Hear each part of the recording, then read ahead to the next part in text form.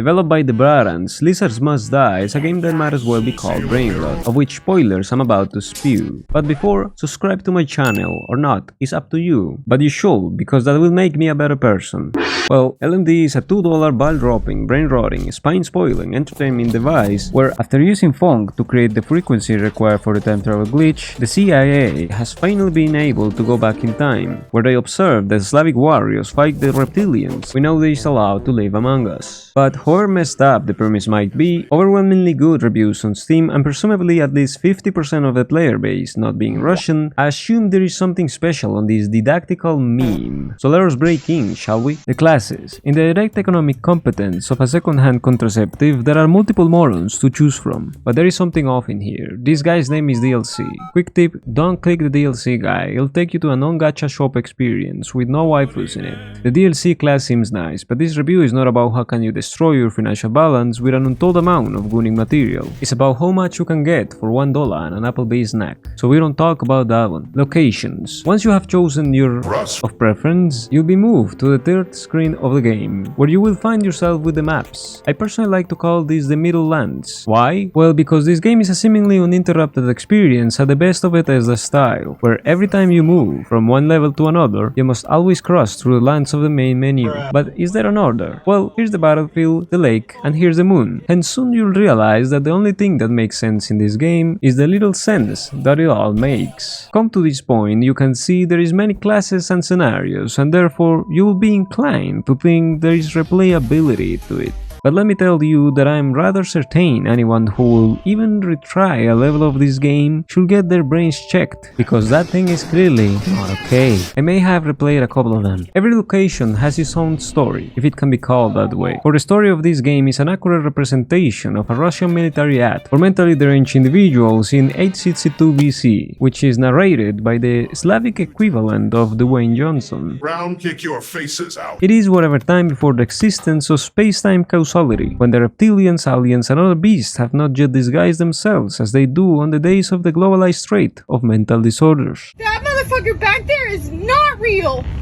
On occasion, the contemporary Slavic warriors want the slide to exercise the ancient tradition of Slavic propaganda. Glory to the Slavs. There are different kinds of beasts, from the reptile ones to the alien ones, but they are all to me the same as brain cells for YouTubers, the less the better, for which purpose you will have to engage in the flabbergasting dementia-driven campaign to erase the reptilians from the face of the earth. Okay gentlemen, we have successfully covered the last part that makes sense on this discount entertainment device, so let us now tackle the rest of the bullshit.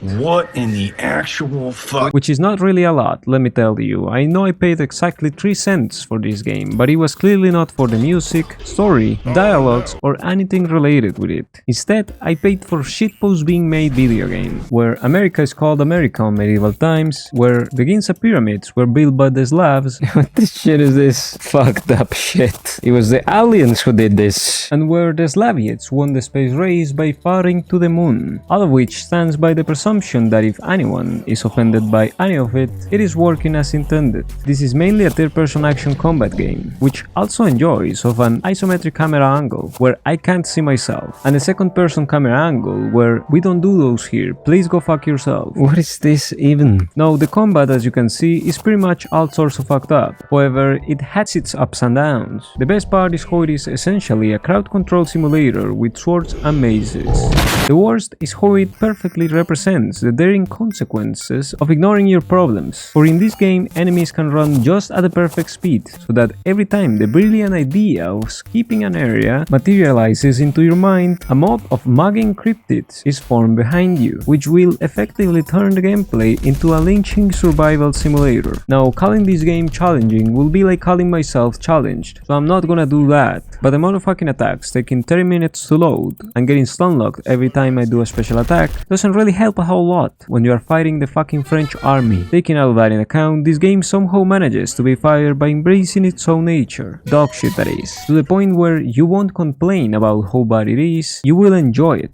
It's so dog shit. Because you won't regret not watching the dog shit movie you were gonna watch for 16 times the price. Instead, you will be thankful that the dog shit that you are playing was a $3 dog shit. shit. And a proud dog shit. The powers. There are a couple of boss fights in this game, but they are not really the point. The point here is that you are the boss fight, for you will take the role of fucking medieval Slavic doom slayers, whom by themselves will be enough to beat any filthy reptilian into a ragdolling mess. However, stances of you fighting a 1v1 will be as scarce as the same individuals on the Discord's mod community, for which reason you will be given additional powers so that you may optimize the grind. These powers are probably the main reason the game is good at all. Is it because they are an integral and balanced part of the combat? No, it's because they solve the worst part of the game, which I kinda created for myself by being absurdly unbalanced, for which reason ending up in situations like these will become very tempting. For massacring any living entity on any amount higher than 5 at a time is constituted in my books to be a good fucking time. However, the extent of the fun will be limited by the amount of times you are able to cast either of these atrocities or any period of time, which usually divides the experience between running for my life, drinking beer, and popping up reptilian fireworks every once in a while. Pick gameplay. The music. Normally, I wouldn't dedicate an entire section for the music, but this case is special, since given the medieval setting and the music on the main menu, one would expect some sort of Slavic folklore music. However, Literal Dissonance is the second name of this game, and the music is not a fucking exception. Funk tracks on a medieval reptilian alien invasion is almost exactly what I expected to hear, right after Chechen Harbas. You might also be aware of the volume settings, for you might develop tinnitus on the first seconds of the game.